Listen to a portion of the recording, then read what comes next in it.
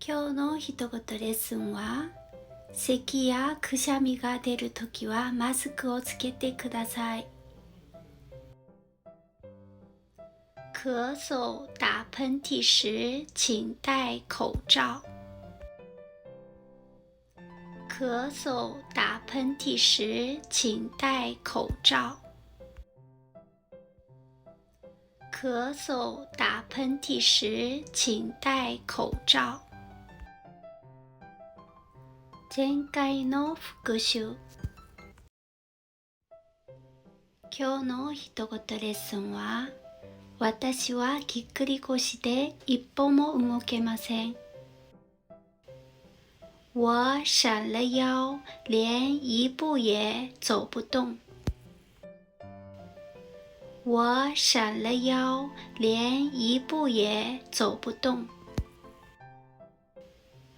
我闪了腰，连一步也走不动。